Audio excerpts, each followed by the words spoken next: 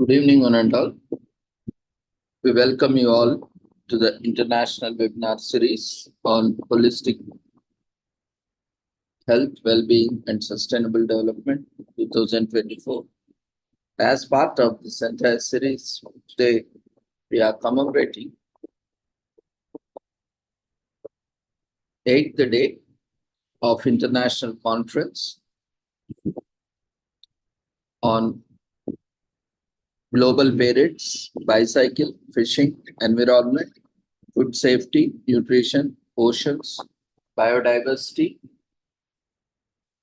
ecosystems, awareness, education, health, well-being, and sustainable development 2024, commemorating Azadi Ka Amrit Mahotsav, nation celebrating 76 years of independence, and United Nations Sustainable Development Goals 2015-2030 as part of awareness and campaigns, and in collaboration with Sri Holistic Health Foundation India and Sri Research Institute Center for Art, Sciences and Wellbeing, and all other international, national, regional fraternity. We are also commemorating Global Day of Parents, World Bicycle Day, International Day of Innocent Children, Victims of Aggression, World Environment Day, International Day for the Fight Against Illegal, Unreported and Unregulated Fishing, Russian Language Day, World Food Safety Day, World Ocean Day 2024, and many more commemorations. So before we start today's sessions, let's take the blessings of Almighty.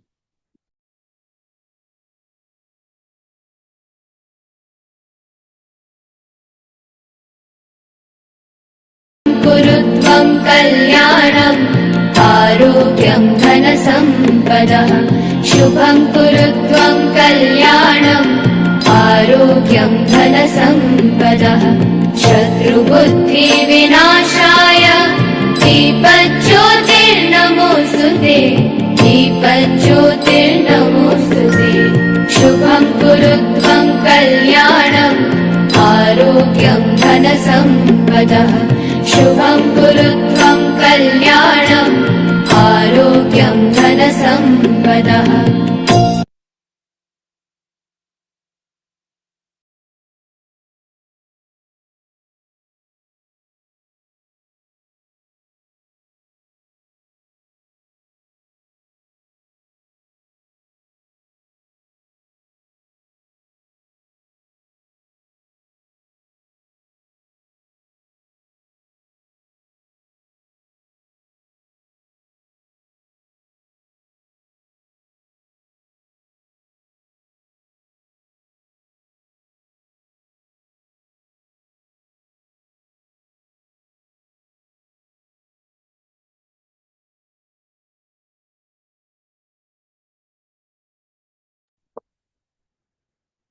The blessings of Almighty, we shall continue with today's sessions. Today, we are commemorating World Oceans Day on 8th June every year. The oceans produce at least 50% of the planet's oxygen. The ocean is key to our economy, with an estimated 40 million people being employed by ocean-based industries by 2030. Oceans absorb about 30% of the carbon dioxide produced by humans, buffering the impacts of global warming. Awakening new depths, the ocean covers over 70% of the planet. It is our life source, supporting humanity's sustenance and that of every organism on Earth. The ocean produces at least 50% of the planet's oxygen. It is home to most of its biodiversity and is the main source of protein for more than 1 billion people around the world. Not to mention, the ocean is key to our economy, with an estimated 40 million people being employed by ocean-based industries by 2030. Even though all its benefits, the ocean is now in need of support, with 90% of big fish populations depleted and 50% of coral reefs destroyed. We are taking more from ocean than can be replenished. We need to work together to create a new balance with the ocean that no longer depletes its bounty, but instead restores its vibrancy and brings it new life. Awaken New Depths is the theme of World Oceans Day 2024. The UN is joining forces with decision makers, indigenous leaders, scientists, private sector executives, civil societies, celebrities, and youth activists to showcase how our relationship with the ocean needs to urgently change, since our efforts to date have only skimmed the surface. To motivate widespread momentum for the ocean, we need to awaken new depths. Let us all together join us the celebration and celebrate the value of oceans. World Ocean Day reminds everyone of the major role the oceans have in everyday life. They are the lungs of our planet and a major sources of food and medicine and a critical part of biosphere. The purpose of the day is to inform the public of the impact of human actions on the ocean, develop a worldwide movement of citizens for the ocean, and mobilize and unite the world's population on a project for sustainable management of the world's oceans. This year, the United Nations is hosting a hybrid celebration of the annual event on Friday 7, 2024, hosted in person in UN headquarters in New York to be broadcasted live. It will highlight the 2024 theme of Awaken New Depths.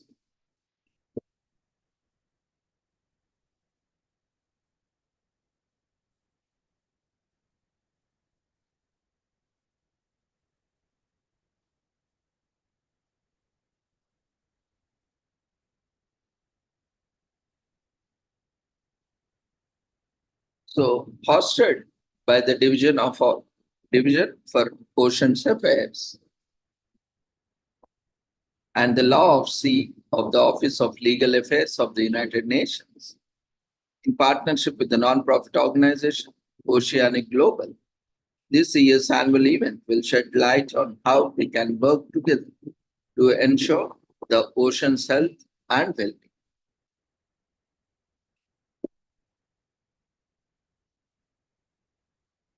In 2023, UN delegates reached a historic agreement on protecting marine biodiversity in international waters after nearly 2 decades of talks, already being referred to as the High Seas Treaty. The legal framework would put more money into marine conservation and covers access to and use of marine genetic resources. Not all can dive into the ocean to enjoy its splendor and richness. That is why the Ocean Agency allows us to experience the seas through its 360-degree images. Dive with us on a tour through corals to learn about the importance of ocean conservation. We'll also look at the wonders of the ocean. When we look at the background of this day,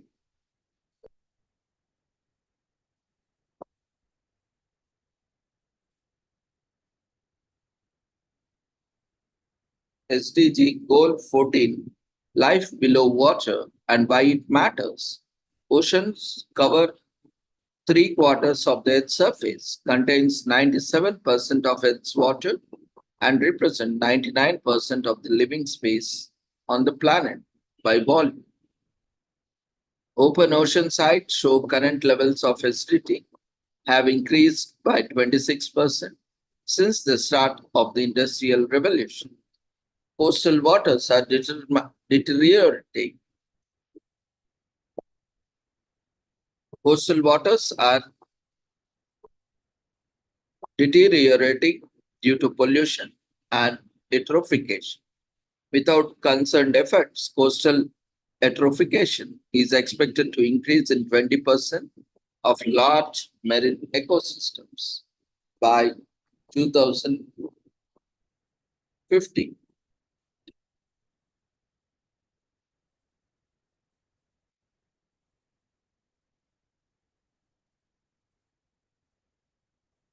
So why ocean matters? As we have seen different aspects till now, the world oceans, their temperature, chemistry, currents, and life drive global systems that make the earth habitable for humankind.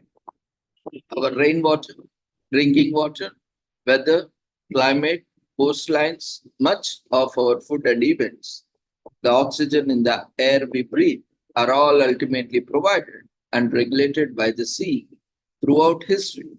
Oceans and seas have been vital conduits for the trade and transportation. Careful management of this essential global resource is a key feature of sustainable future.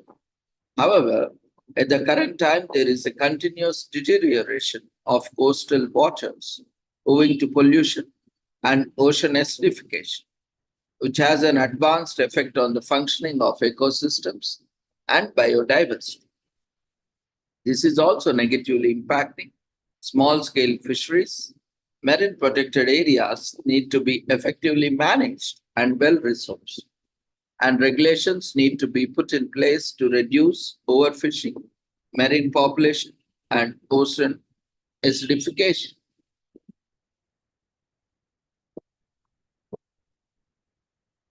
For all these reasons, it was necessary to create awareness through an observance. That is why, by its resolution 63 by 111 of 5th December 2008, the UN General Assembly designated 8th June as World Oceans. The concept of a World Ocean Day was first proposed in 1992 at the Earth Summit in Rio de Janeiro as a way to celebrate our world's shared ocean and our personal connection to the sea, as well as to raise awareness about the crucial role the ocean plays in our lives and important ways people can help to protect it. To raise awareness about the role of United Nations and international law play in the sustainable development and use of oceans and their living and non-living resources. The UN Division for Ocean Affairs and the Law of the Sea is actively coordinating different activities for World Oceans Day. UNESCO's Intergovernmental Oceanic Commission, IOC, sponsors the World Ocean Network, which has since 2022 been instrumental in building support for ocean awareness events on 8 June.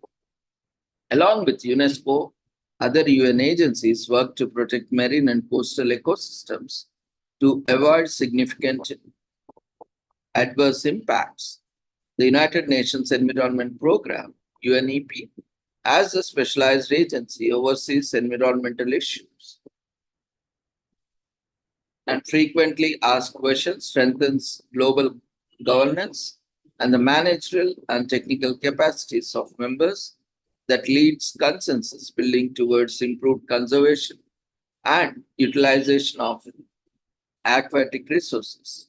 UNDP manages biodiversity and human development projects, and the International Maritime Organization is responsible for the safety and security of shipping and the prevention of marine atmosphere pollution by ships.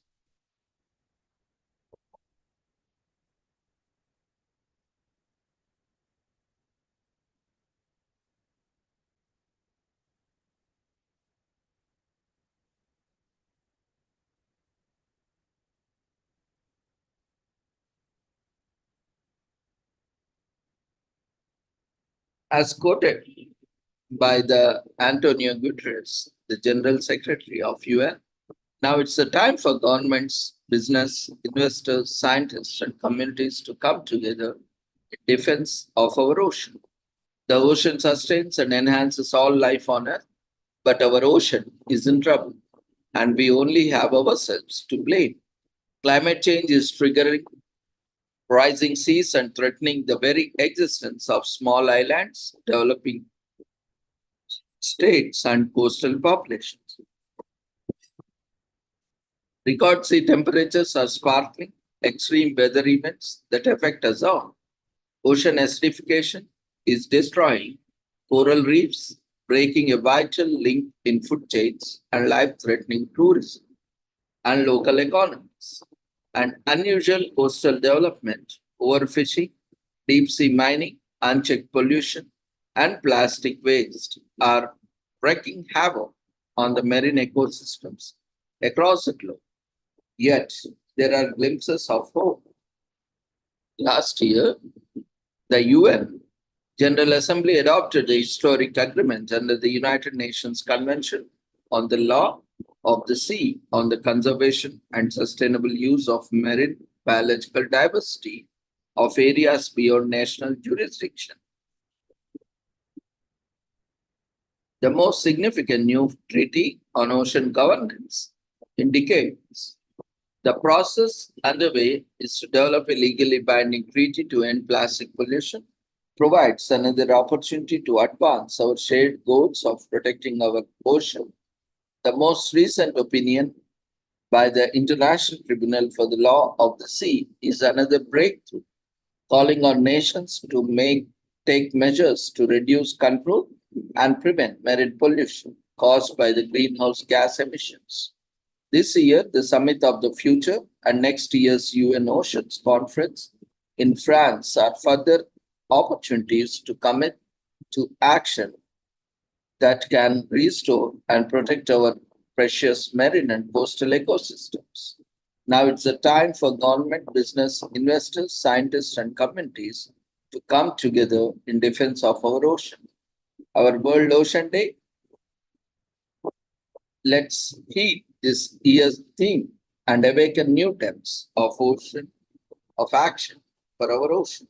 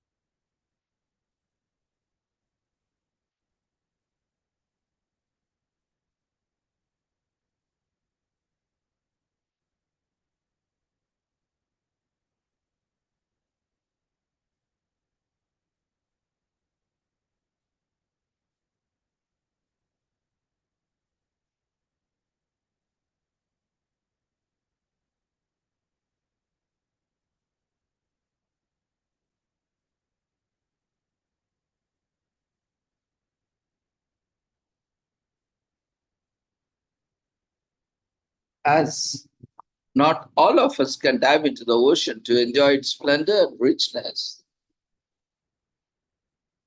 That is why Ocean Agency gives us opportunity to experience.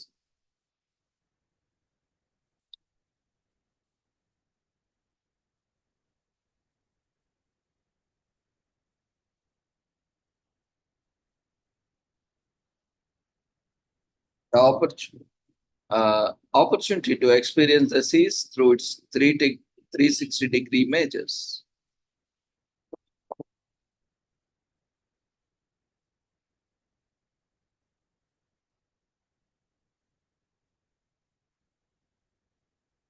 Now we'll see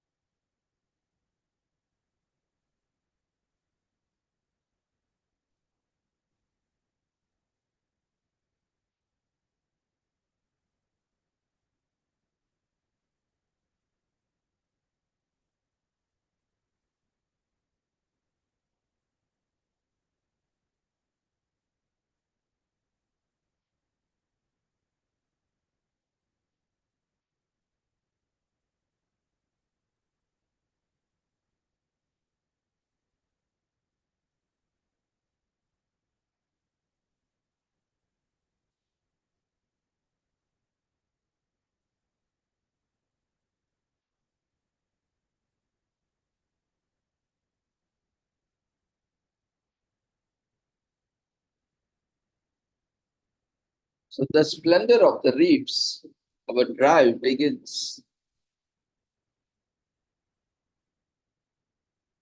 This beautiful, lively, and colorful coral reef. Over 800 species of reef-building corals create habitats that harbor an estimated 32% of all named marine species, excluding microbes and fungi. 91% of marine species remain undescribed. This level of diversity is particularly impressive given that reefs cover less than 0.1% of the surface area of the ocean.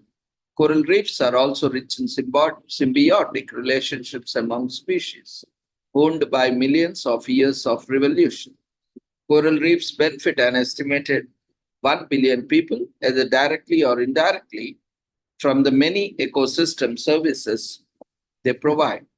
Estimates indicate coral reefs provide up to $2.7 trillion per year in services, including providing critical natural infrastructure that protects increasingly vulnerable coastlines from storms and flooding, food security for vulnerable population, tourism revenue, and even raw materials for the life-saving medicines.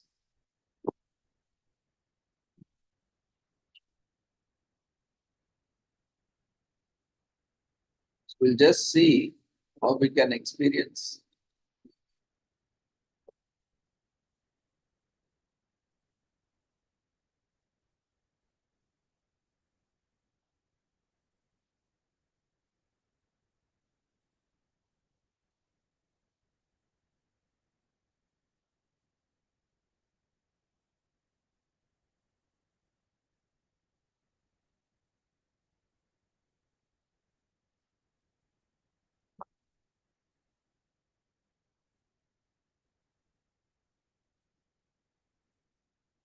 Let me share the screen so that you can see.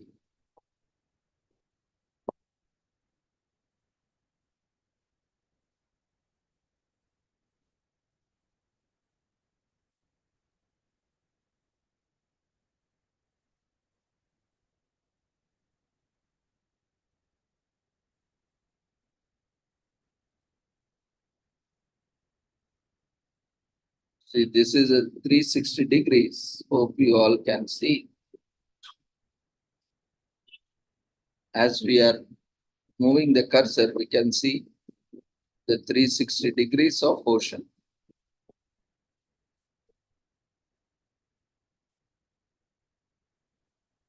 This is the surface of the ocean.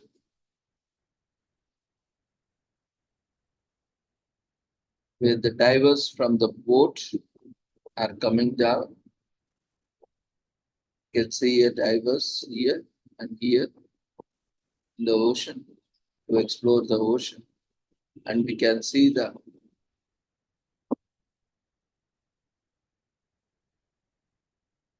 coral reefs, also different species.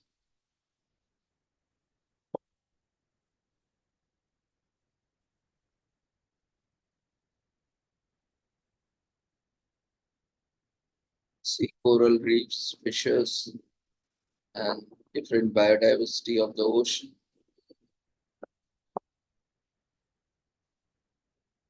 See, we are not in the ocean, but we can experience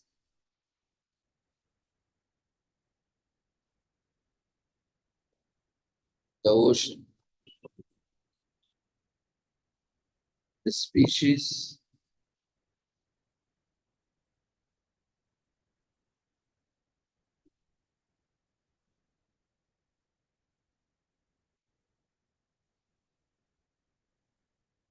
As we move on, we can just rotate to any direction. We can see whichever direction we want to see with the cursor movements.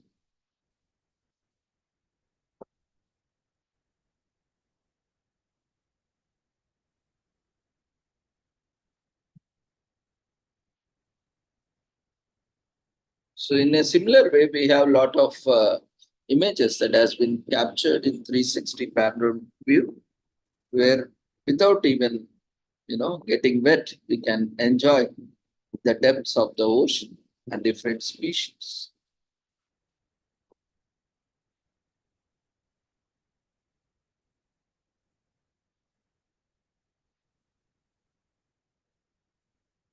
Hope you all are enjoying it. Okay, then we'll see another such wonderful image.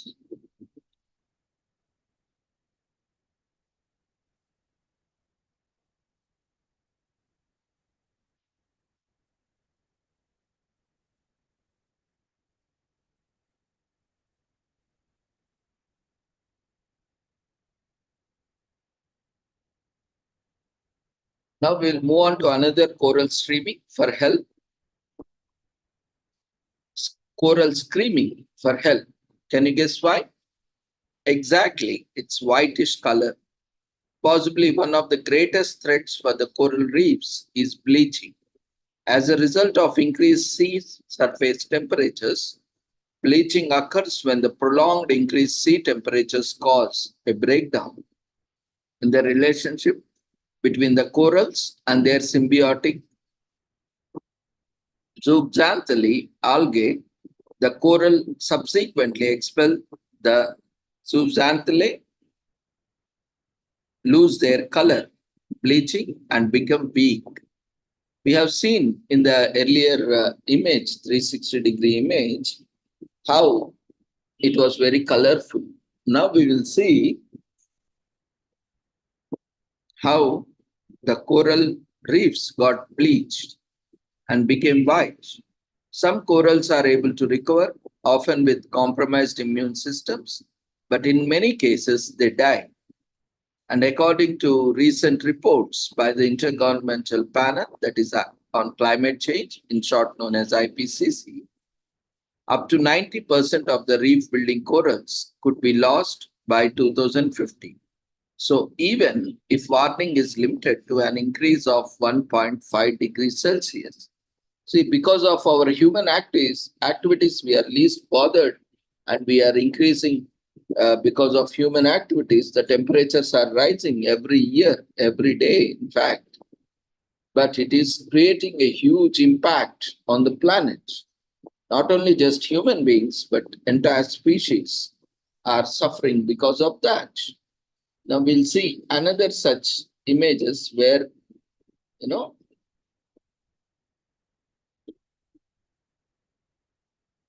its impact is seen. So we are going to visit an impacted coral. I will share it. We'll see how the colorful has turned into white, colorless.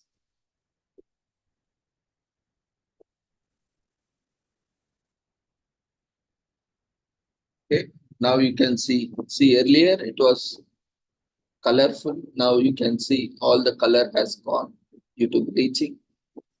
And generally we also do bleaching for our clothes whenever there are stains to make it white or remove the stains. Similarly, because of increased temperatures in the ocean, this is a natural phenomenon that occurs with the increase of rise in temperatures of oceans or ocean water surface. You see, slowly we are able to explore the ocean. In some reefs, we see color. Generally, these are colorful, You rarely find white. But here you see, these are all of different colors, like we have seen in the earlier picture. See how whitish they have become. This is the surface of ocean. You can see the sun rays falling on the surface of the ocean. Now beneath the ocean, this is the bottom of the ocean. You can see coral reefs. These are all reefs, coral reefs. Here.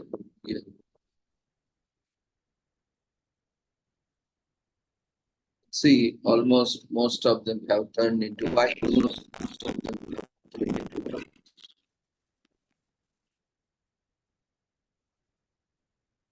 This occurs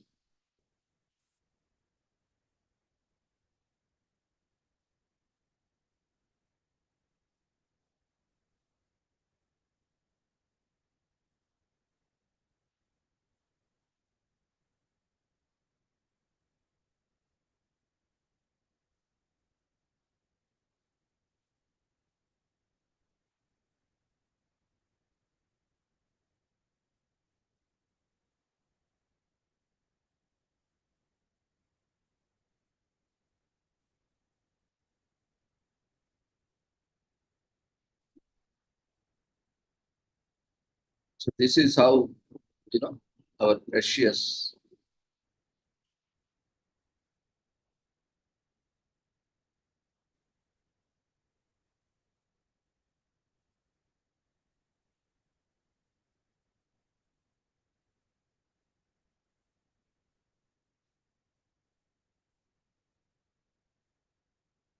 coral reefs are lost.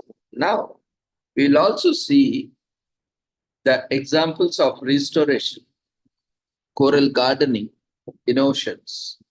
Coral reef restoration is not designed to reduce the climate change impacts, but rather it is intended as a complementary tool to support natural recovery. Following a disturbance in the high wave areas. Now let's go for a 360-degree visit to an artificial coral nursery. Examples of restoration include the direct transplantation of coral fragments on the reef, coral gardening, where corals are fragmented, growth in nurseries, and planted back to the reef. Larval propagation, where coral larvae are reared until ready to attach to the reef and released, and then the use of artificial structures with planted coral reefs with goal of protecting coastal areas. Now we'll see in 360 degrees how this is taking place.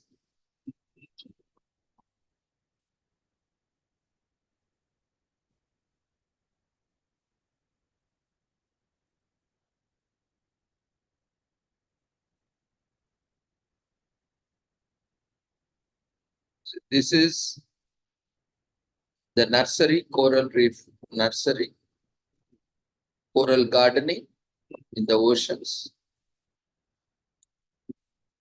See, these are the corals. They are being nurtured in the nursery. You can see this is the surface of water. You can see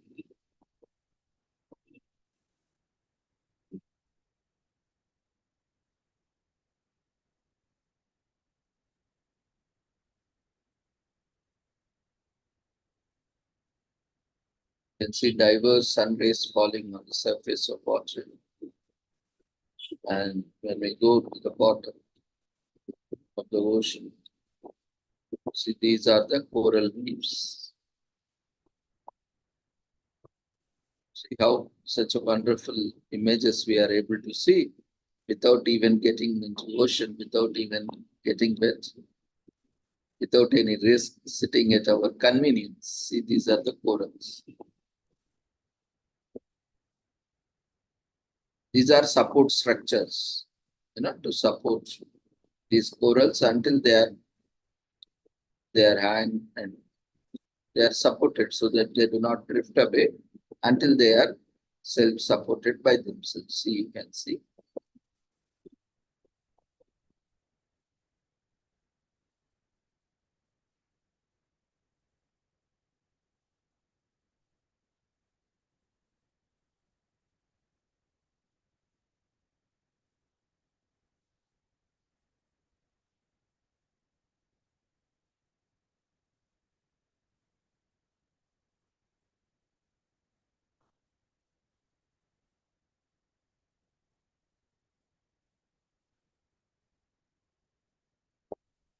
You can see the corals have been supported by this structure. And once they started growing big enough to a standalone size, they will be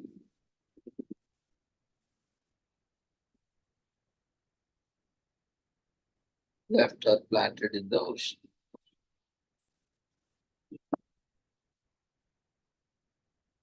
where the coral reefs are generally growing.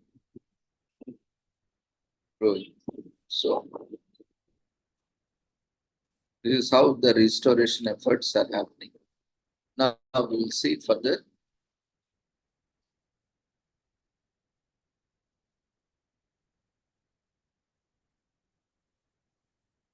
We'll now meet the anemones, the curious and common tenants of corals.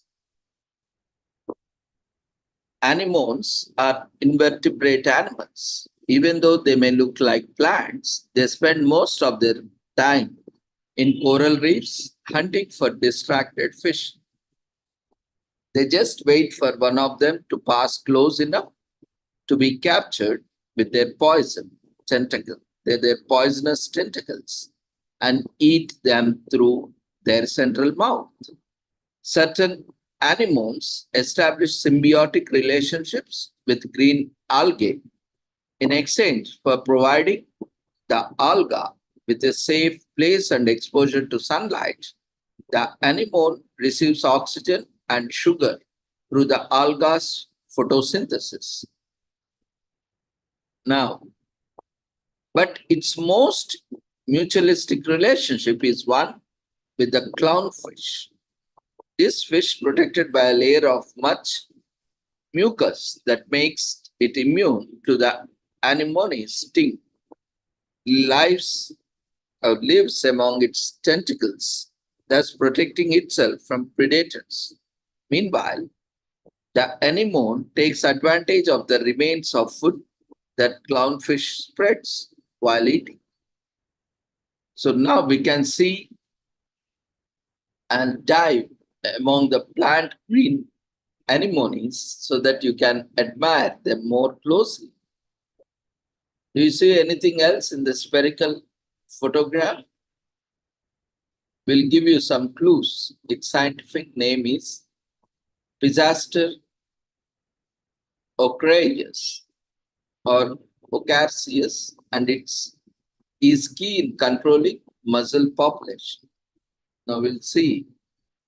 Let me share it with you. See, there are a lot of topics that can be presented. There is no topic that can be presented, but only thing is we need to find appropriate occasion. Generally, we have lots of days where we do not have exclusive days. Every day we have one or more celebrations or commemorations. On that days, you can also opt for making presentations. See, this is 360 degrees view. You can see the spherical ones as well. See, this is the surface of water. And this is bottom.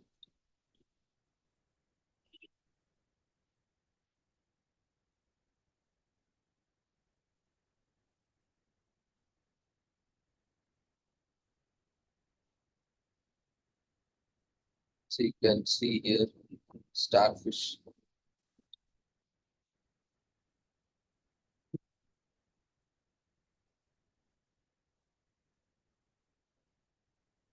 Out in the bottom of the ocean.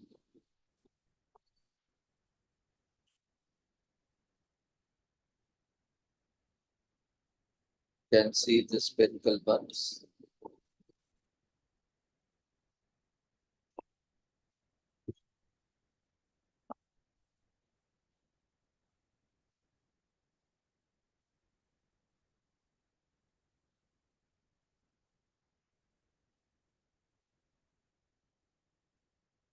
Let's see further dive to explore other parts of ocean and other species.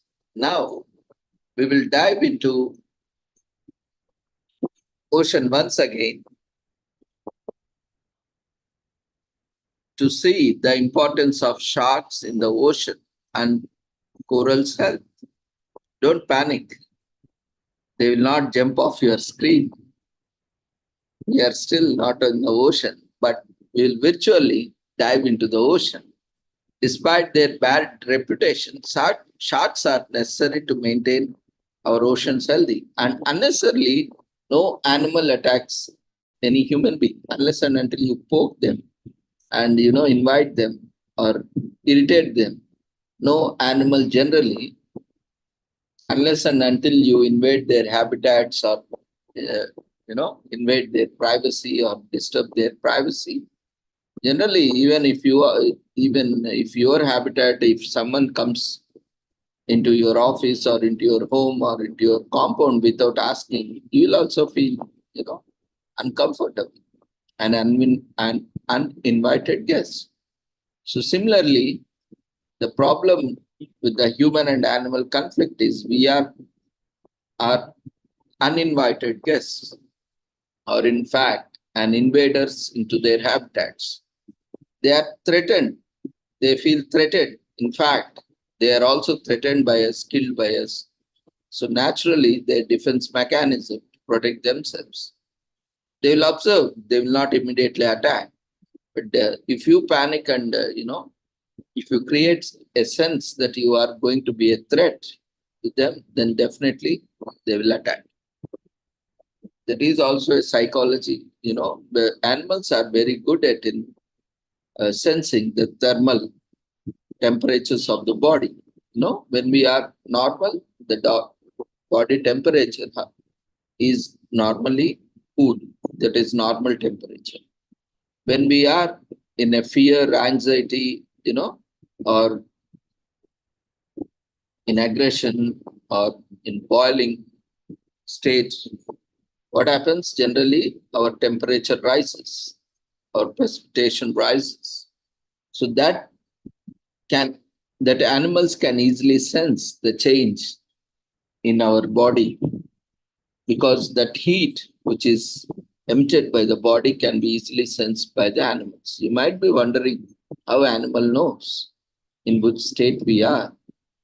Because of the rise of temperature due to tension, due to fear, due to anxiety, and due to fear, a kind of phobia or a threat, animal feel that you are going to, you are in a mode of, fight or flight. Either you are going to fight or you are going to run away. But whichever it is, the animal also has to be prepared for the combat, or, it also has to prepare itself for the fight or flight. But often, even we have so much, gained so much language, but still we are not unable to communicate properly. There is always a miscommunication that happens, verbal and non-verbal. So sometimes our body communicates something, our body language communicates something to the animal, which animal senses it as a danger. Then automatically animal gets into fight mode or a flight mode. Fortunately, most of the time, it is its habitat, its own habitat. Generally, if it sees a way out, it generally takes the flight. That is, it runs away or moves away from that threatening object. But if it senses that the person or the opposite opponent is more frightened or has become more vulnerable, then the easy thing is to fight with the opponent. That is where, see, if you are strong, generally, even in jungles also, I think you have seen in various movies also. Not all movies portray the same, but if you are strong enough, calm, relaxed, even after seeing any animal, no, generally animal sees you and just moves around. If you are calm, even if it comes closer also, as if you are not bothered, or as if you are not feared about that, and being cautious about its movements. Generally, it also sees like, okay, I don't care about it. Animal also thinks like that, and in general, unless and until, again, it depends on the situation. So don't do like that. It depends. You need to analyze the situation, the state of the animal and the state of the human being, the environment in which human being has, the kind of weapons or, resources both the animal and as well as the person has, and the opponent, maybe person or animal. There is a lot of, analysis that goes on. So now we will dive once again back to ocean, and this would be the last time. If you want to explore more areas, we can again dive back and forth. No issues. If you are interested, we will dive as many times without getting wet and without facing any danger.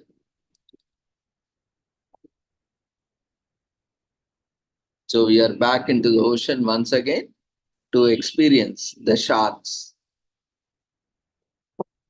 Don't worry, they are not going to come out of your screen, and you are still safe. See, the divers are interacting and exploring. See, a lot of sharks are there. You can see 1, 2, 3, 4, 5, 6. So many sharks. Closer, we go closer to see how beautiful it is. They are very dangerous teeth. And often these poor sharks are killed for these fins. They are very in high demand. Because of that, even sharks are in danger. See, this is the surface of the ocean, where the sunlight falls, the surface of the water.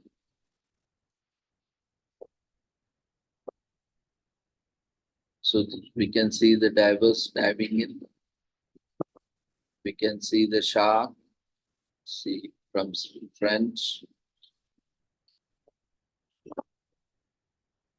See how beautiful it is.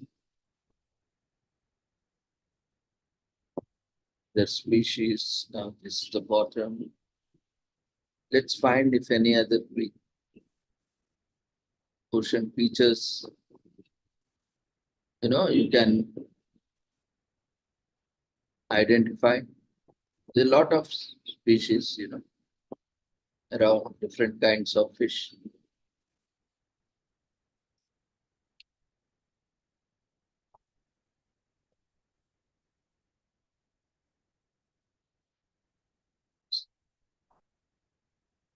Lot of sharks around.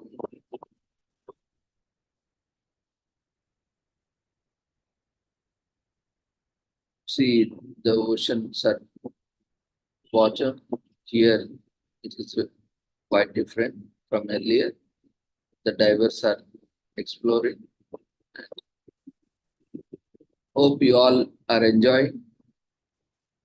Sitting at your convenience, you are able to explore the deep, dry oceans and also see different sharks, right?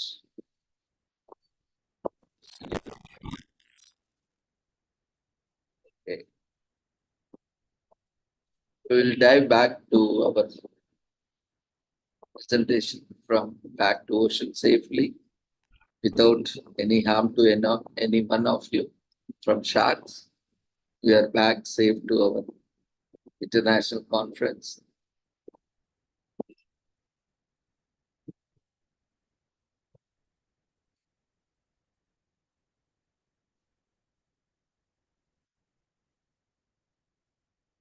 Okay. So hope you enjoyed. Now, unfortunately, there is the end of the coral dive, but it does not mean that you cannot continue discovering the mysteries of the ocean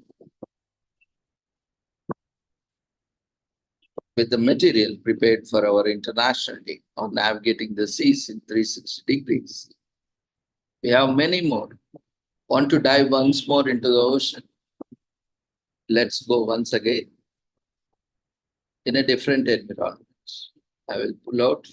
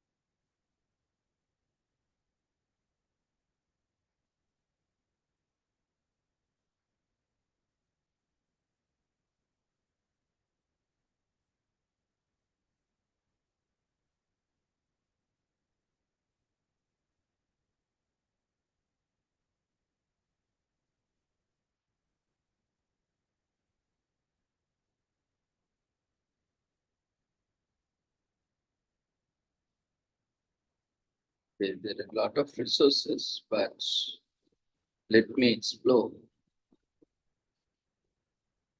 Okay. This goes.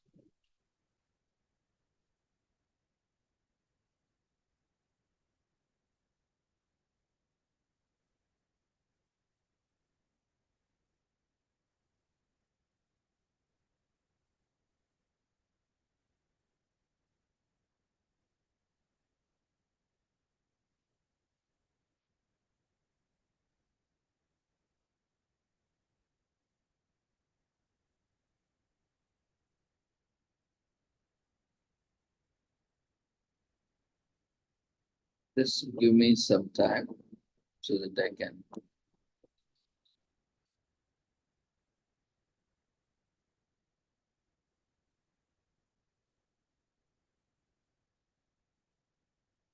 Give you one of the best videos.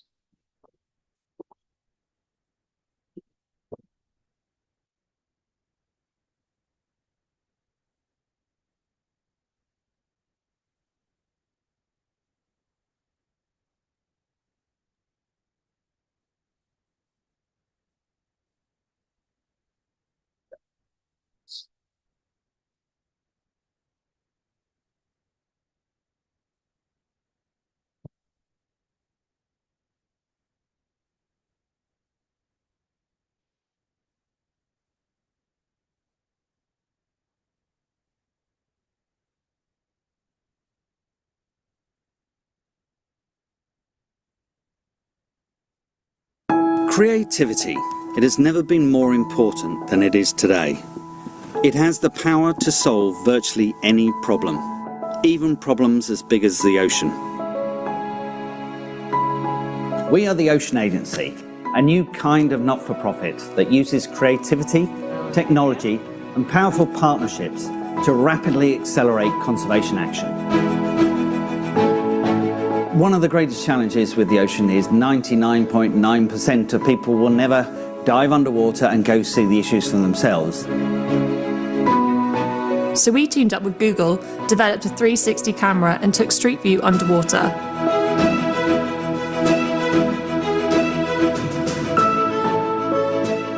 Revealing the state of the oceans to make people aware of the crisis.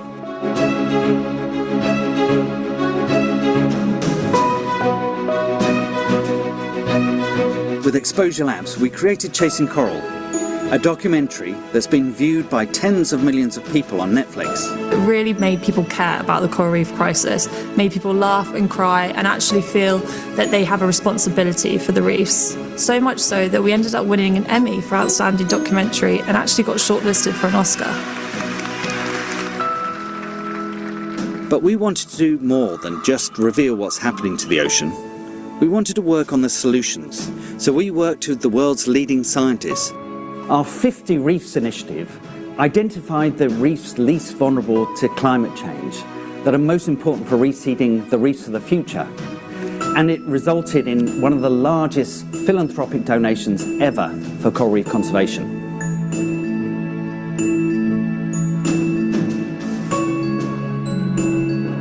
Since 2012, our ideas have generated over $400 million in media coverage and over $100 million in funding for critical ocean science and conservation action. This really is just the beginning for the Ocean Agency. We know through creativity and positivity and powerful partnerships we can achieve almost anything, and we're going to rapidly accelerate ocean conservation to tackle these issues.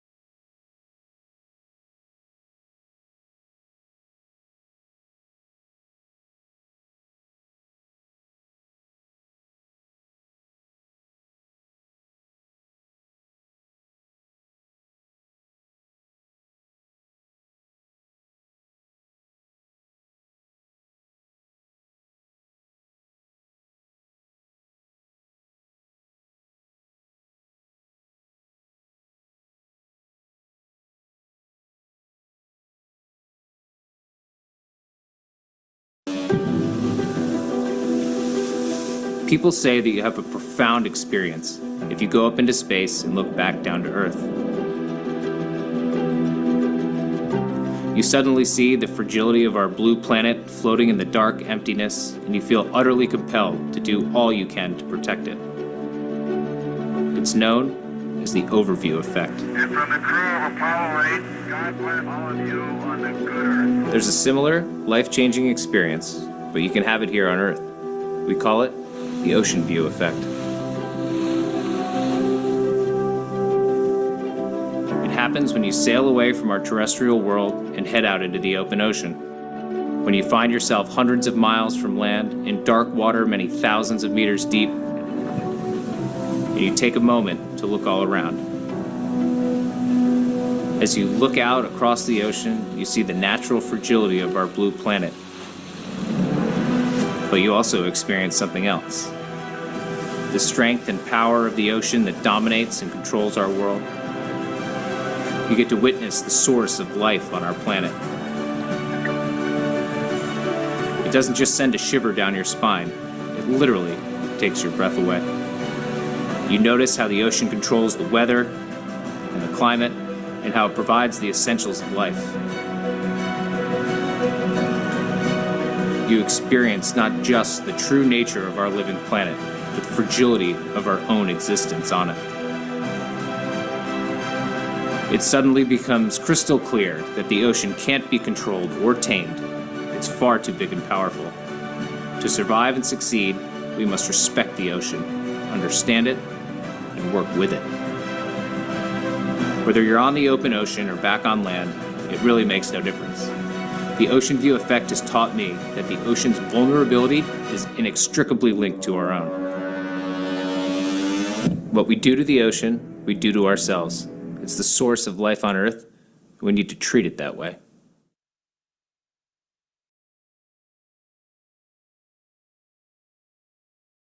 We are waging a war with the nature and environment. We are waging a battle which we will never win, and we will continue to lose every time unless and until we are part and in collaboration and cooperation with the nature and environment, with the sustainability. We will never going to survive in this world longer. So that's why it is very important to be in harmony with nature and environment.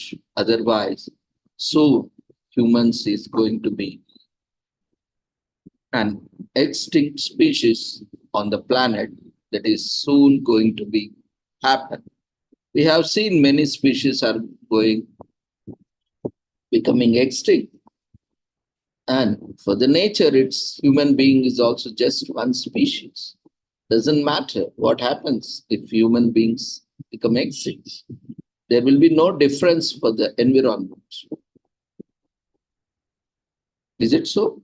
No, there will be a huge difference for the environment because they will permanently eliminate an unnecessary predator, which is polluting the planet. But it doesn't make any difference in the livelihood, in the sustenance of the environment. No, without human beings, it will be more happier because there is less intervention from the human beings. So it is we have to decide whether we have to exist, and if we have to exist, there is only option.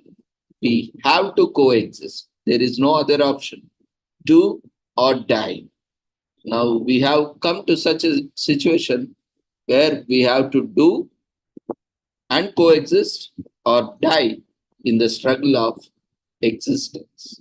Now it's a high time that we decide whether we flourish or perish. We'll see a few more videos, very short.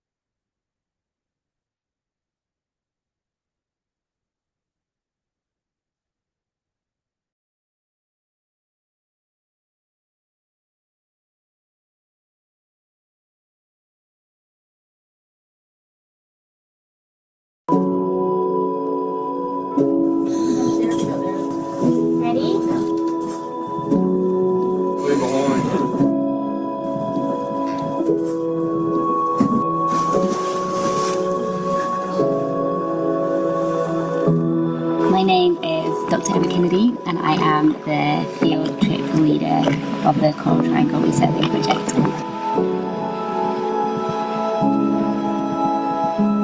So the mission of our team is to resurvey reefs right around the world, but we're looking for reefs that are still healthy, that might be important for reseeding and repopulating damaged reefs in future.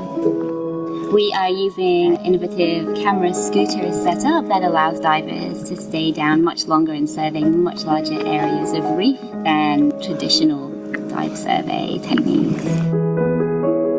So globally to date we have almost 6 million images.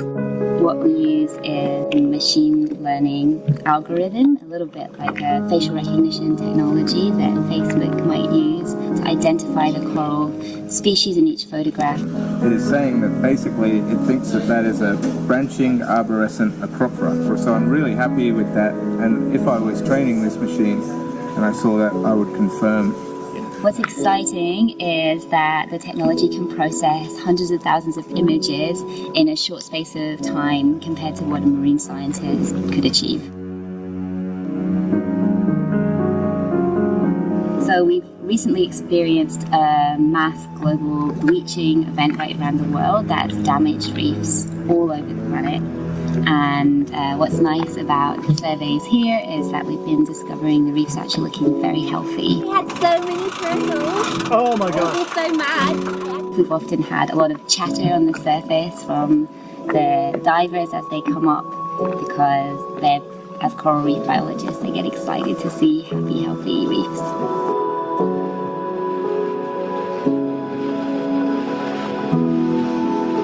But it's nice to go to a good coral reef. What do you reckon, Emma? Super uplifting to see a reef like that. It's lovely. Yeah. It makes you feel like it's something worth fighting for.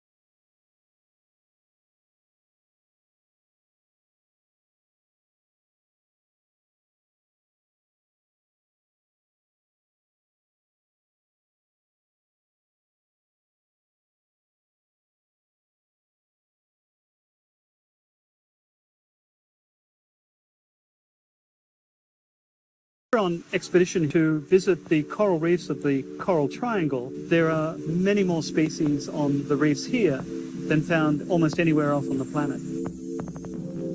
We've been using this new technology which is allowing us to rapidly collect enormous amounts of photographic information, giving us this important scalable snapshot into how these reefs are faring. We came here in 2014 and surveyed the reefs, and we've come back now to see how much change has occurred on those reef systems. The team is pleasantly surprised. Many of the reefs here have healthy coral communities. From a climate perspective, it looks like these reefs have been less exposed to some of that heat stress over the last couple of years. Seeing reefs that have survived is very heartening.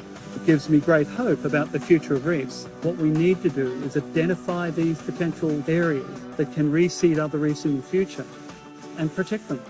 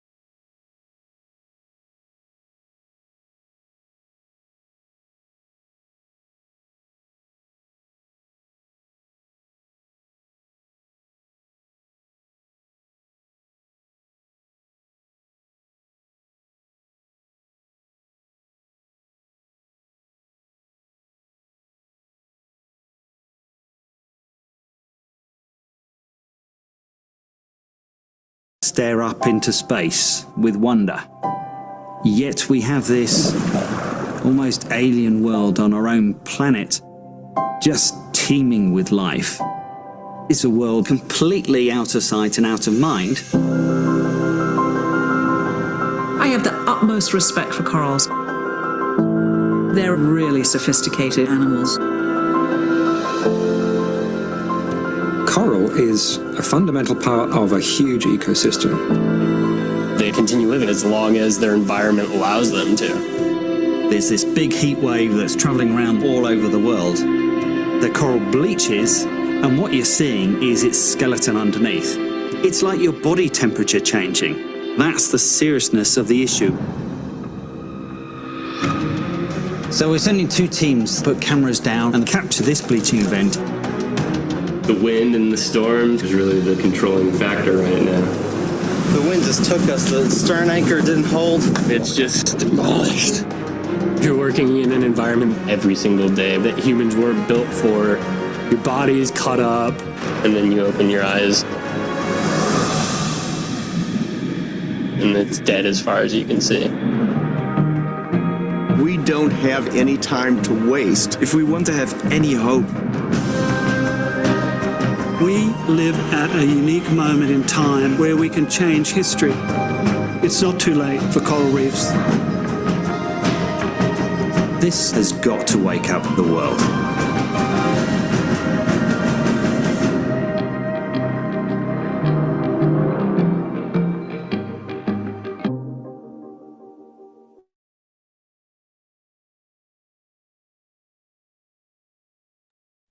So you can watch this full documentary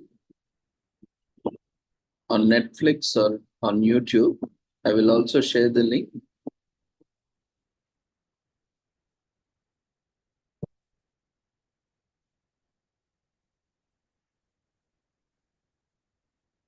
Okay, then. We'll move on to another 4 commemorations, are there? 3-4 commemorations. Then, as time permits, we can watch the documentary. So the Ocean Project has coordinated the June 8th World Oceans Day for the past 17 years. It is a crucial environmental issue. We get both foods and medicines from the deep blue, and it helps to keep the climate in check. And there's this thing about the water being lungs on the earth. As it turns out, the majority of the oxygen we breathe comes from the ocean. We always felt that the waves breathed some life into us. All right, once or twice it was a lifeguard, but doesn't diminish the worth of our most valuable resource. However, if we don't take steps to conserve it, we'll lose a lot more than a spot for Weekend Gateway. So dive in and do your part to keep the big blue going strong. Now, not sure what to do for the World's Ocean Day. Attend events, organize events, and bring awareness. And you have lots of bunch of ideas for celebrations. And you will also have the chance to pledge the planet. Clean up the beach. One of the best ways to celebrate our beautiful ocean is, of course, to go to visit the ocean. However, keep sustainability top of mind. Getting your barbecue on, go to the store to get a supplies with a reusable tote bag instead of a plastic one. Throwing a party, bring your own plates instead of throwing away plastic ones. After putting so much thought into conservation, it would be shame to throw it all away by throwing it all away at the beach. So clean up after your party and hopefully others will follow your example. We are blue, tell 2 challenge. Take it. This might come as a shocker, but the color to wear on the World Oceans Day is blue. Finding the right attire shouldn't be hard. However, you'll have to learn 2 facts about the ocean to tell others. It could be something you have learned here or some knowledge from your fellow. We are blue, tell 2 challenges, probably not the best idea to tell the same facts to the person who taught you. but reputation does drive the point home. Whatever you choose to have fun and stay blue.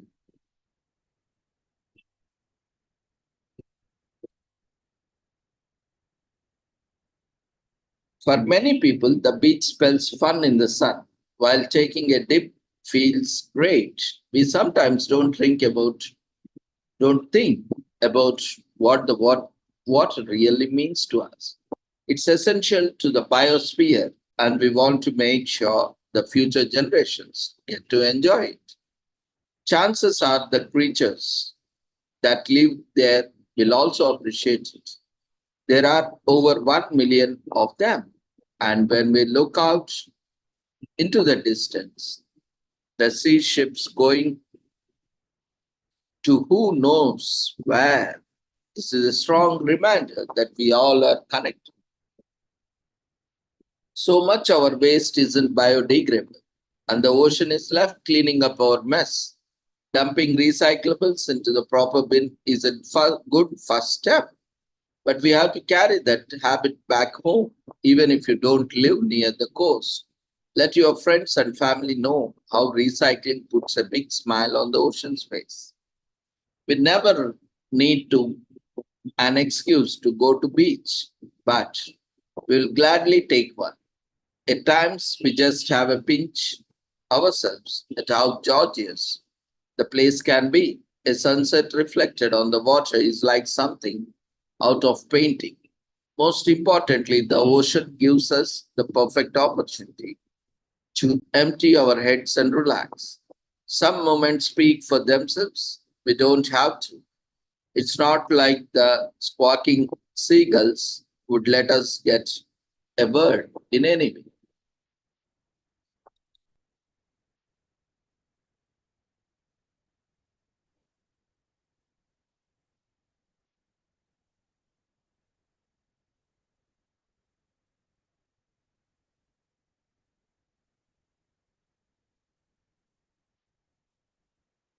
Today is also commemorated as World Brain Tumor Day, which is observed on June 8th every year to raise awareness and educate people about brain tumors.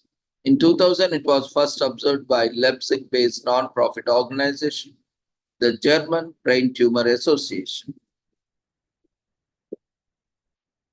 A brain tumor occurs when the cells inside the brain start growing at an abnormal speed, which forms a mass of abnormal cells in the brain. The enclosed space inside the skull is limited, and when these abnormal cells start closing in the space, the symptoms are observed.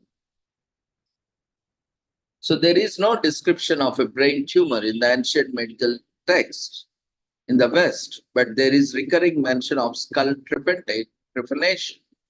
Surgically intervened blood hole into the human skull to relieve the symptoms of a brain tumor.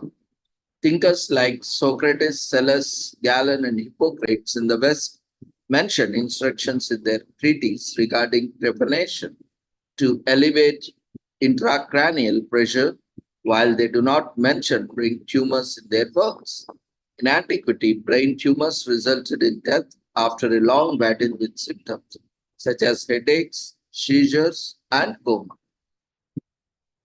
After the discovery of X-rays in 1895, many neurosurgeons started to localize and diagnose brain tumors. A German neurosurgeon named Fedor Krauss used X-rays to localize brain tumors. Later in 1954, for the first time, non-invasive method to localize brain tumors was introduced by using a nuclear scanner. It was a few decades later that Sir Godfrey N. Hounsfield created the first CT scanner. In 1971, CT scanners were installed in London, England, and then in the United States. In 1975, full-body CT scanners were introduced. In 1971, Raymond V. Damadian reported that nuclear magnetic resonance, also called MR, can distinguish normal from tumoral issues. In 1973, Paul C. Lauterbach produced the first images of mice using MR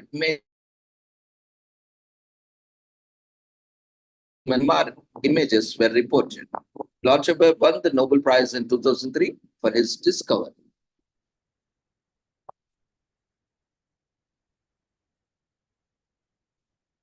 So the gray ribbon is a symbol of brain tumor.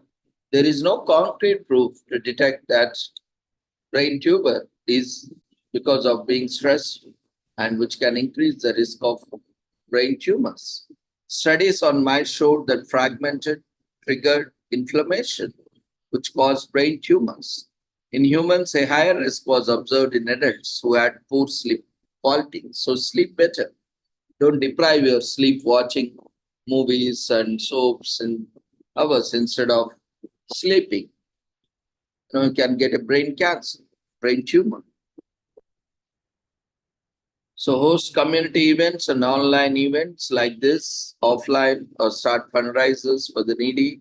Gather money by doing various events such as sales, shows, or by conducting various activities online or offline. Even if you don't collect also, various free programs like us, events like us create a lot of awareness and education. So spread awareness, wearing a gray ribbon to raise awareness about the brain tumors. Hold an interactive seminar with people in the locality to raise awareness and explain the early signs and symptoms. We'll look into that in detail. And research about NGOs who work for the cause of brain tumors.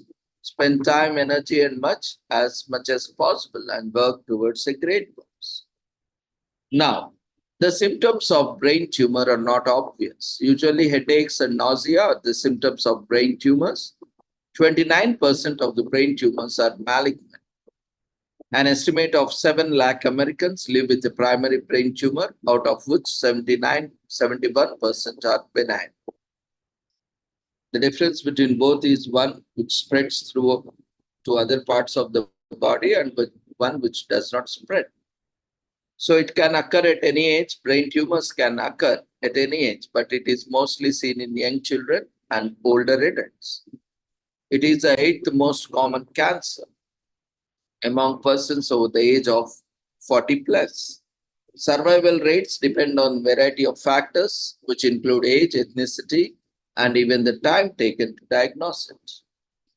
So this World Brain Tumor Day is important and it raises awareness about brain tumors. The brain tumor is an increasing health hazard and people remain unknown about its symptoms and even the treatment. World Brain Tumor Day promulgates information to the masses. On World Tumor Day, the community comes together to support people fighting a brain tumor in any way they can. It creates a positive and support environment for patients. People volunteer and hold various events on World Brain Tumor Day, which includes various fundraisers. This becomes a perfect day to help patients in any way possible. Today is also commemorated as International Knit in Public Day, generally mostly in US, which is celebrated on the second Saturday of the June every year. And this year we are commemorating on 8th of June. The objective of this day is to showcase knitting as an enjoyable activity to partake in for all ages, not just doting grandparents, looking to make a sweater for their darling grandchildren. The day brings with a sense of community for knitters who often celebrate together by knitting in public spaces to make their hobby more visible and accessible in public. Worldwide Knit in Public Day was founded in 2005 by Daniel Landis and remains the world's largest knitting event. Knitting happens to be one of the oldest ways of making clothes. The earliest known accounts of knitting date back to at least 5th century Egypt. Egyptians used to knit cotton fibers, not wool, during this period. It was uncommon for knitwear to have blessings or symbols knitted into them. to avoid bad luck for the wearer. The practice later reached Europe through Mediterranean trade routes and the Americas with colonialism. Knitting soon spread across the globe. Knitted weatherproof sweaters for sailors became relatively common. In the 14th century, the advent of the Industrial Revolution brought it with the automation of tasks. Knitting was no different. Knitting machines began being used to knit hosiery for the elite.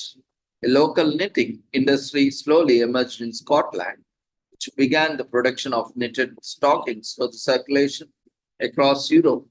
The first knitting loom was built in 1816, and the first ever woolen textile factory was opened in 1856 by Eugen Rodion.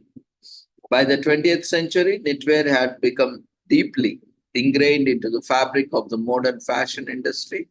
It was featured in countless fashion collections, from the lesser-known creatures to well-established luxury brands like Chanel. Today, knitwear is part of wearable fashion throughout the year. The warmer months are full of knitted tops, dresses, and cord sets, and the colder weather is made a little bearable by warm sweaters, caps, mufflers, gloves, and balaclavas, among other knitted items. There are two types of basic knitting techniques, the English method and the German method. Knitting stitches are called knit and purl. People who knit are referred as knitters. If you haven't tried it before, learn the basics of knitting today. It is easier than you think. If knitting is something you and your friends enjoy or want to try, invite a few of them over to the knitting party. Not only it is a fun activity, but you get to spend time with friends and also, generate some productivity. Take out some productivity and generate some knitting products so that you can share or you can sell it out. If you live in a country that was or that has WKIP events, try to find to attend one near you. Go online and do some research. You are bound to find one. Or even this is an online event where you can contribute. You can learn a lot of commemorations, daily commemorations and celebrations. And you can also be part, not just as a participant, but also coming up with the presentations on respective topics. The earliest known evidence of yarn dates back to 7,000 years ago. And knitting has been found to lower stress levels in individuals. So it is also a mental boost. In 16th century France, knitting was viewed as a profession exclusively to men.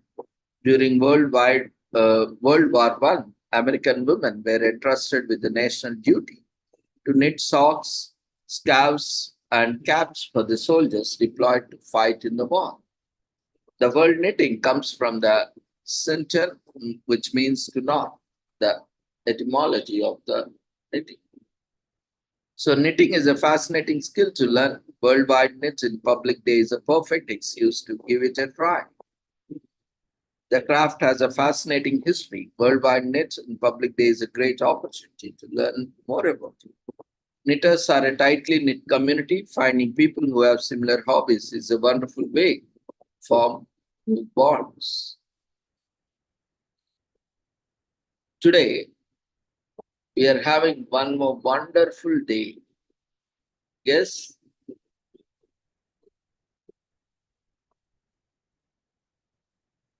It's International Day of Action for elephants in zoos. So just keep wondering how you can take an action for elephants in zoos. We'll resume in a minute.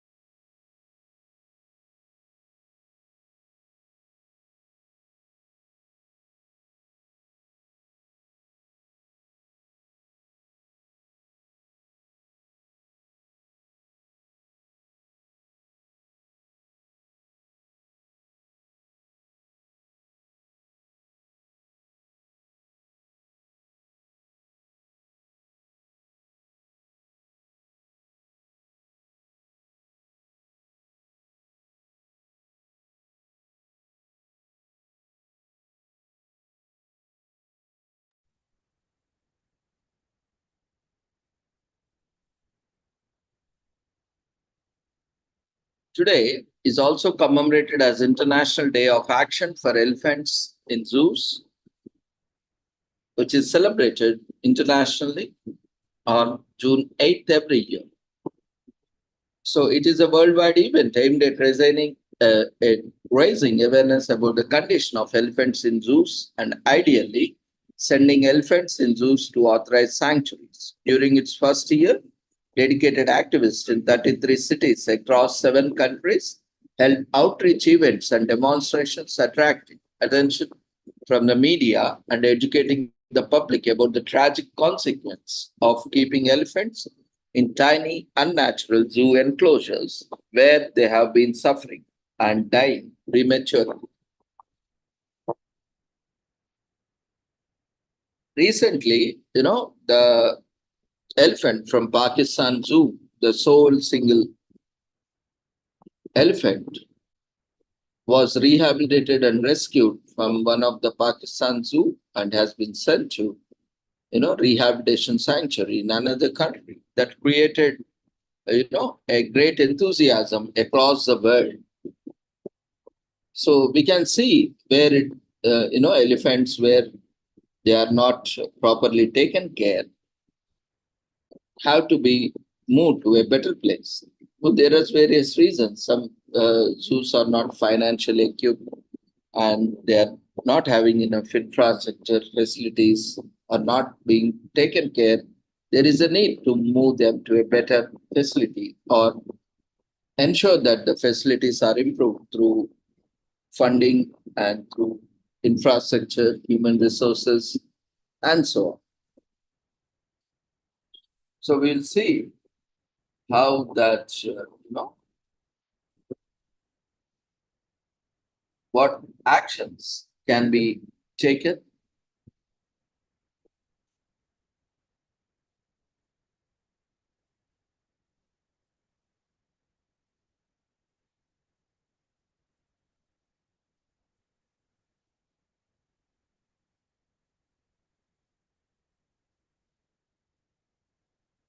And we'll see a case study also how the world's loneliest elephant from Pakistan Zoo was rescued,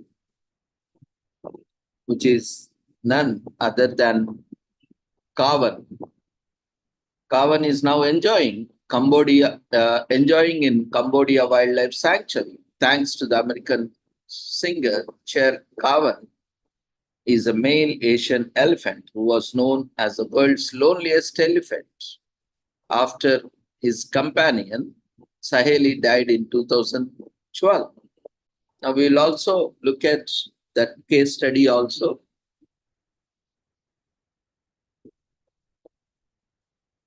So Kurtz attended Cornell University School of Veterinary Medicine and graduated with honors in 1989.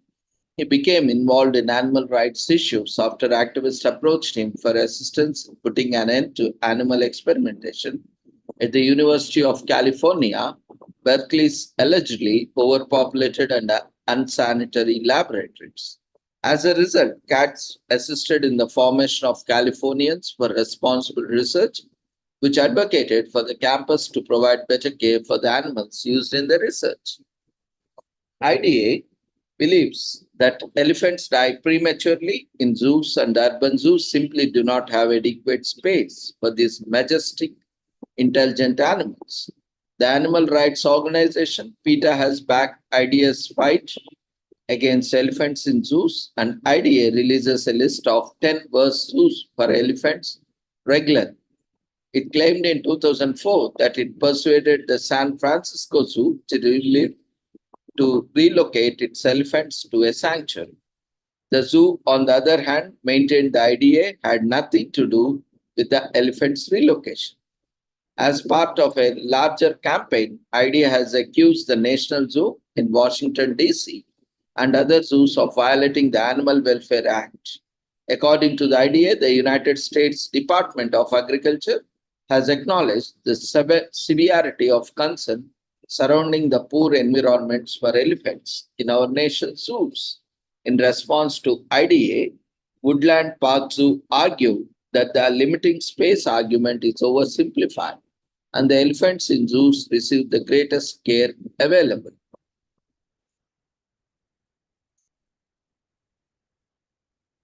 Now, why are zoos getting rid of elephants? Zoos have mostly abandoned the elephant market as animal welfare concerns have called into question the ethics and conventional process for caring of the world's largest and most intelligent creatures. It is cruel to keep elephants in zoos in confinement. Elephants have been deprived of everything that gives their lives significance. As a result of inhumane conditions in which they are kept, many become emotionally unstable, unhealthy, and aggressive. Elephants are sad in zoos. Skin infections, repetitive and aimless activity, poor libido, and obesity are all indicators of stress in zoo elephants. So attend a demonstration organized by IDA, raising awareness about elephants living in captivity is key. We'll also look into short videos and sign an existing petition to ask your local authority to participate in by introducing legislation to end elephant imprisonment. You can start your petition if none exist, or you can join the hands of NGOs and animal activists.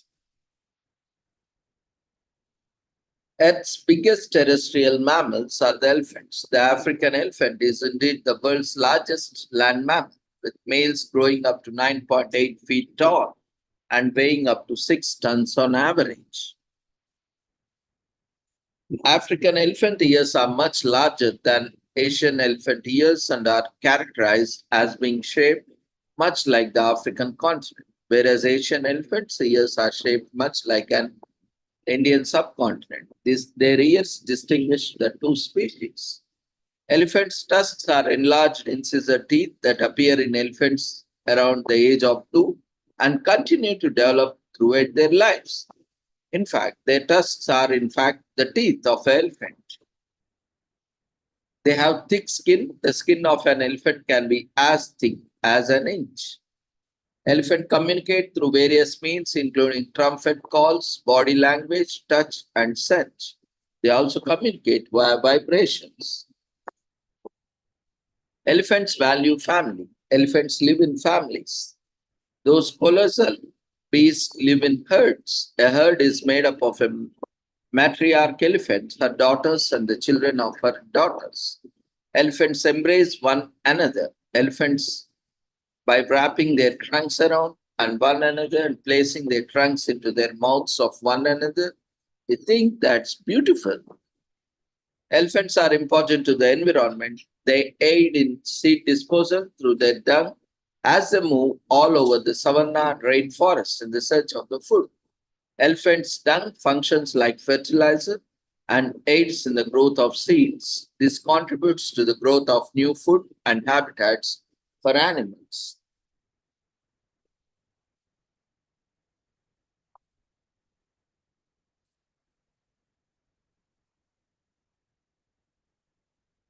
So we'll look at one of such case study, as I have mentioned, about Kavan, which is a male Asian elephant who was known as the world's loneliest elephant after his companion Saheli died in 2012 in a zoo in Pakistan. Tragically, Kavan was captured from the wild in Sri Lanka and gifted to Pakistan to demonstrate a positive relationship between the two countries. Upon arrival in Pakistan, Kavan was transferred to the Madgazar Zoo in Islamabad. Activists around the world became aware of the plight of Kavan in 2015 after petitions and news articles began to circulate about the dire conditions in which he was languishing. It was reported that he was bound in chains for over 2 decades. Imagine. The footages and images of Kavan's plight went viral and captured the heart of American pop star Cher activists led by her Cher fought for several years to free Kavan from the zoo and bring him to the sanctuary. Cambodia Wildlife Sanctuary served as his best destination, where he lives the best life of an captive elephant in the world.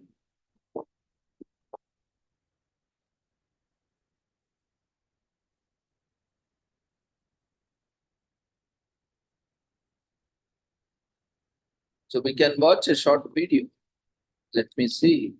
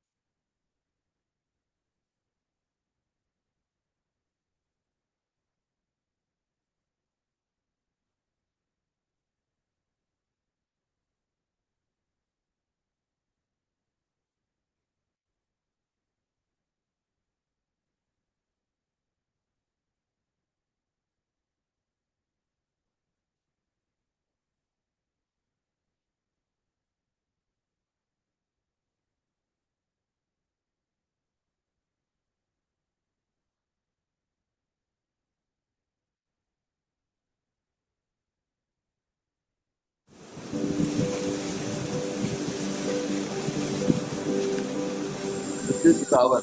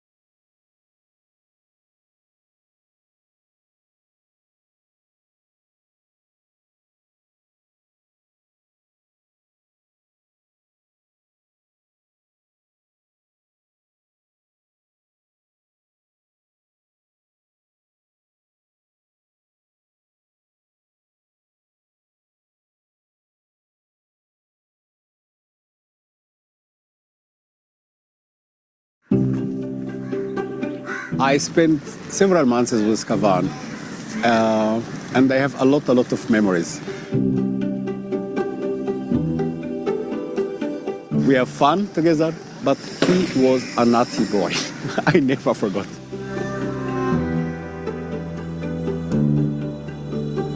I get all the time reports that he will not fly, it's refused, it is no way, it is impossible, it's high political decision.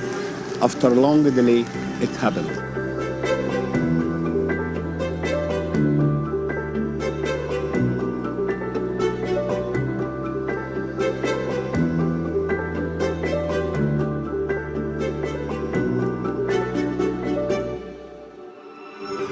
I am very, I would say, excited, worried. He will be happy to see me again, want to hear me again, or he want to say, sorry, go away from me, you left me after I trusted you. I don't know. I am curious and I'm excited.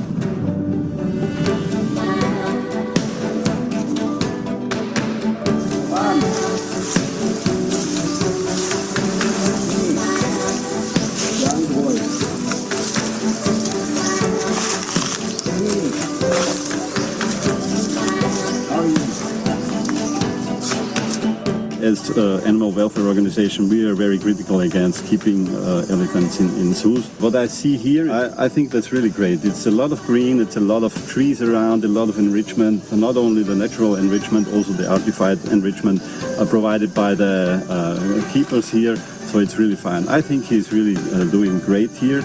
He touch other elephant, he smell other elephant, he smells the grass, he smell the real nature where he deserves to live in. He has his own swimming pool, mud park, he has the freedom, he go to the jungle. First, I feel really happy that Kavan has this jungle. I see he's in a good health condition. I think the team here doing a great job, how they care about Kavan. But the main thing which you can observe about Kavan, how calm he is. He's not more, I will say, aggressive against everyone and against any human being who was meeting in that stands with. Human being give him a lot of pain before, a lot of suffer, bad memories. And finally, he agreed to accept us again and to open a new page. Thanks to the donors for those who make this possible, who supported us all the long way with Kavan from the beginning, and now we are very, very happy to see Kavan in this, I will say, wonderful place. And I'm looking forward to come once more and see Kavan maybe with other elephant in the jungle here.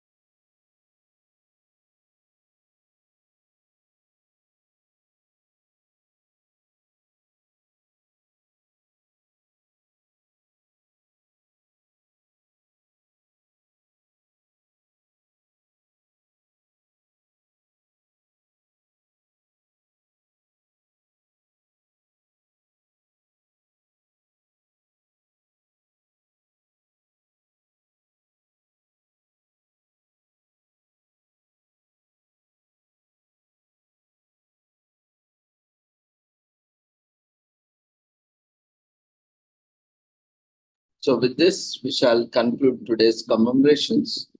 So feel free to share any queries, comments, feedback. So what we'll do now, we are sharing the feedback form.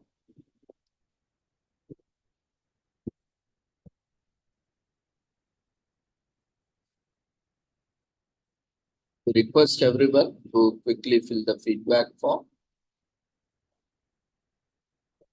And then after this, we'll watch the documentary on coral reefs. As per your convenience, you can stay or leave. We'll also share it.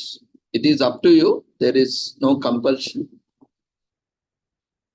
If you like to watch, you can share. I would request everyone to stay back and enjoy while you are doing your activities, because it's a wonderful video, which we all should not miss it.